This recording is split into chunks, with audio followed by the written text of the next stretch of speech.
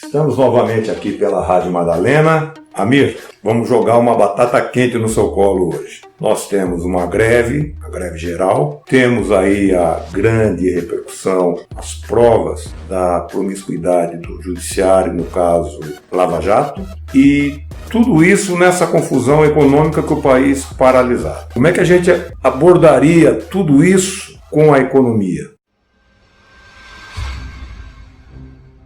As coisas aqui no nosso país estão se precipitando numa velocidade assim inimaginável. Cada vez surge um fato grave que chama a atenção da opinião pública e o país não está crescendo. Junto com todo esse processo, com 13 milhões de pessoas desempregadas e 28 milhões desocupadas, sem participar do mercado. Fora praticamente quase 70 milhões que estão no Serasa negativados porque não conseguem pagar as prestações das compras feitas, etc.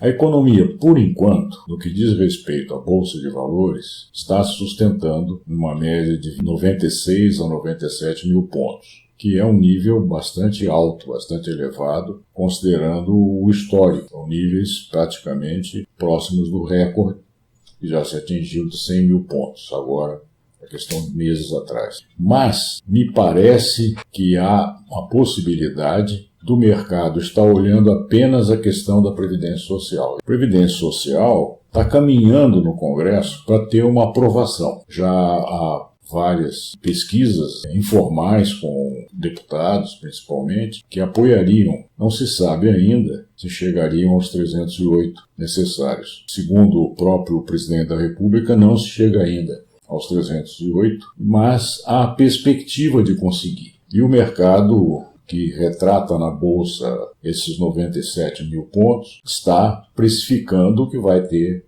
a aprovação. Você pode aprovar e ter uma aprovação parcial, que é o que vai acontecer. O ministro Guedes, do governo Bolsonaro, quer uma aprovação de 1 trilhão e 200 bilhões de reais, que seria o que eles consideram importante.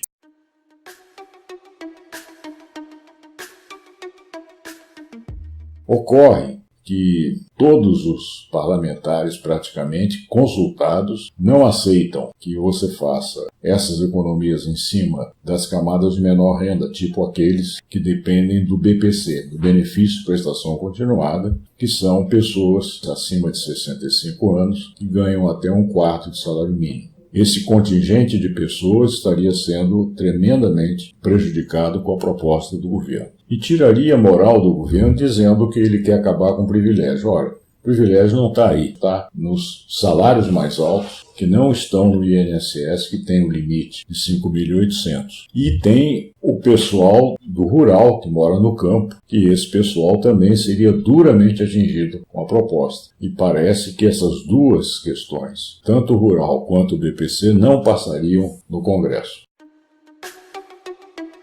Mas o valor de economia que eles fariam é inferior a 200 bilhões de reais. E assim ainda daria 1 trilhão de reais, que é o objetivo declarado do Paulo Guedes. Acontece que existem outros riscos de que surjam dificuldades ainda mais fortes e aí envolva outras questões, como, por exemplo, o abono salarial, que só o golpe em cima do abono é de 150 bilhões. Então você poderia passar de 200 para 350 bilhões de economia e fora outras excepcionalidades. A questão dos militares, que é muito delicado, eles continuariam recebendo coisas que os civis não têm e que criam um embaraço muito grande no Congresso, deixando essas coisas dos militares de fora. Então, a Previdência está aí e vem junto a primeira grande manifestação contra a reforma da Previdência.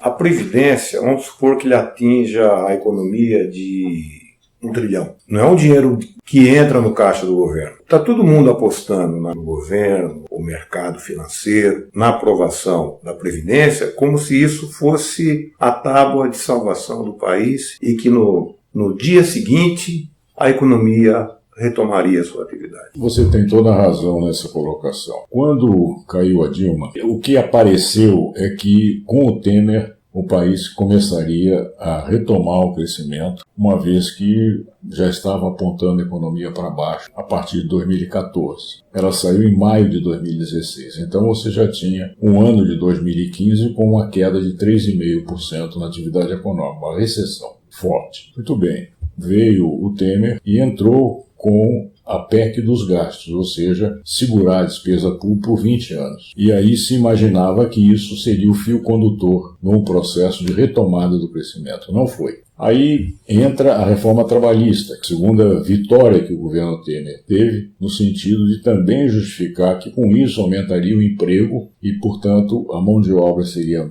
melhor aproveitada na economia e daí geraria o crescimento econômico. Também não foi. O que houve foi uma precarização da mão de obra, um golpe duro em cima dos trabalhadores e mais, um problema de que mexeu com a massa salarial. Portanto, em vez de ser algo positivo para o crescimento, foi bastante negativo. E até agora a gente está vendo uma nova reversão com aumentos recentes agora do desemprego. Está piorando.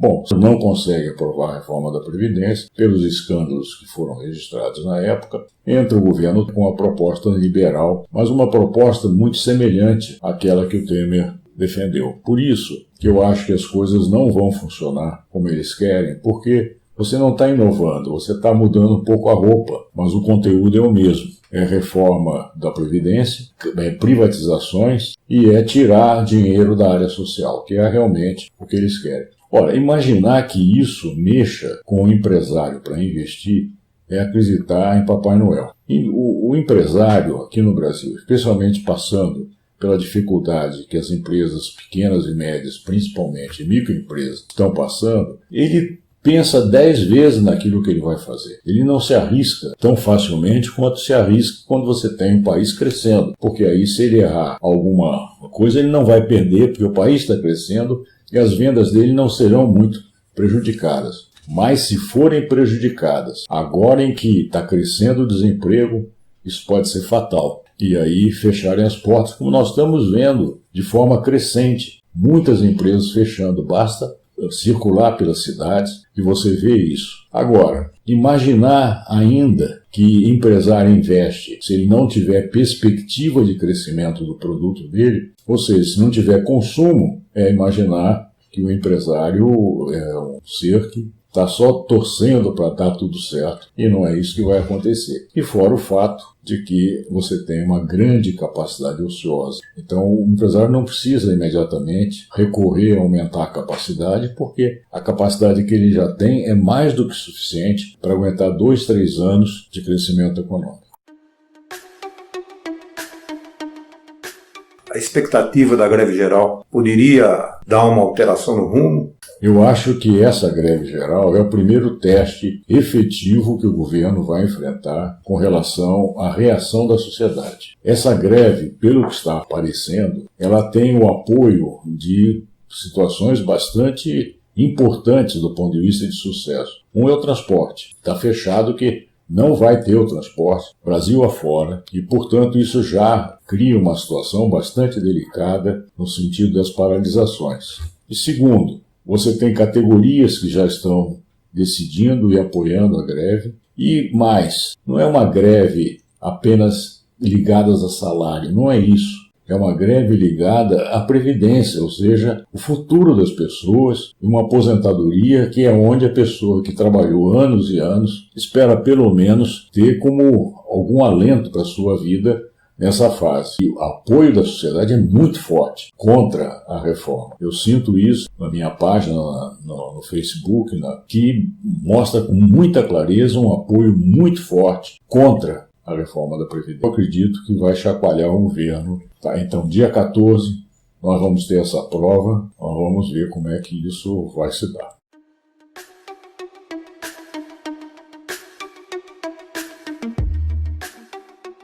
O Brasil chega agora numa encruzilhada. Ou ele vai o caminho do bem institucional, recupera as instituições. Eu estou falando no caso do Intercept, da promiscuidade do judiciário, brasileiro, especificamente no caso Lava Jato. Ou o país recupera institucionalmente, ou ele se perde de vez. Nessa situação, vamos pensar no pior dos mundos, de se perder, ou seja, vale tudo, economicamente também é outra perda. Porque como é que, sem uma credibilidade institucional, você atrairia investimentos, tanto do empresariado interno como do externo? Olha, de fato, essa questão que envolveu agora o ministro da Justiça foi talvez uma das maiores bombas que a gente já viu acontecer aqui no Brasil. E é tão complicada porque jamais seria aceito, independente de novas revelações que foram prometidas pela Intercept, de colocar, porque eles têm alguns anos de gravação dessas conversas telefônicas entre o Moro e os procuradores da Lava Jato. Só as gravações de que ele tomou partido, orientando uma das partes, que é a acusação, para condenar, no caso o Lula, foi uma situação insustentável. Tanto é insustentável que a OAB, por unanimidade no Brasil, votou pelo afastamento do ministro. O Estadão, que é um órgão conservador, já em 2 editoriais vem colocando a necessidade do afastamento, porque você perde credibilidade nas instituições. Se você não tem as instituições respeitáveis, locupleta-se todo mundo, porque aí todo mundo teria o direito de fazer também as coisas que quisesse fazer, pouco ligando, porque não teria justiça.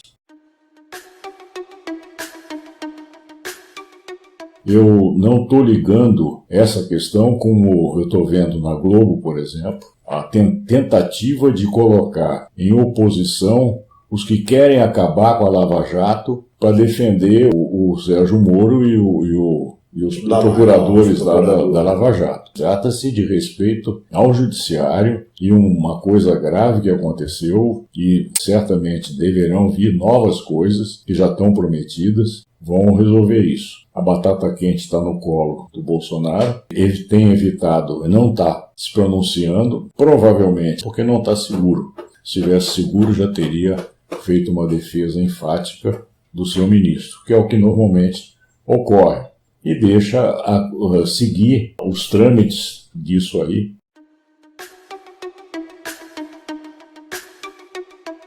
O Congresso provavelmente ele vai ao Senado e tentar evitar a abertura da CPI.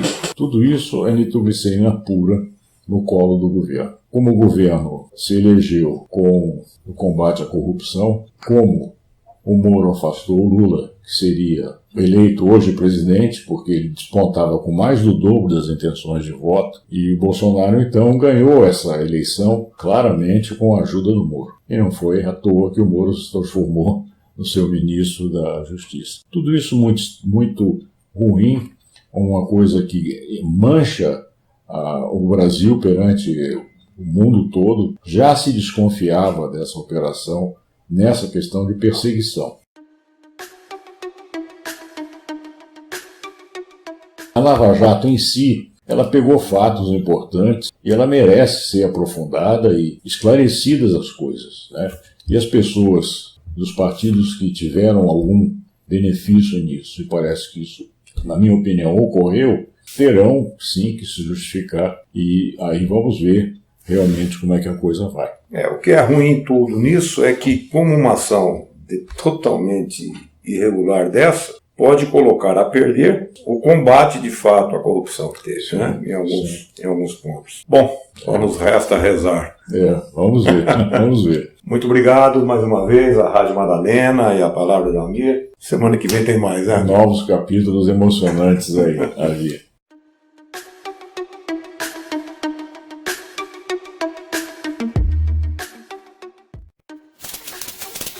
Oi, pessoal. Em primeiro lugar, eu queria agradecer a participação de vocês em comentários, críticas, sugestões importantes que estão ajudando essa página a ser um veículo de discussão de ideias, especialmente ligadas à economia e à política. Em segundo lugar, eu queria pedir a sua presença no Facebook, onde você pode recomendar essa página. Entre no nosso canal no YouTube, Palavra de Amir. Inscreva-se e lembre-se, você tem que acionar o sininho para receber todos os nossos vídeos. Vamos em frente, Sigamos juntos.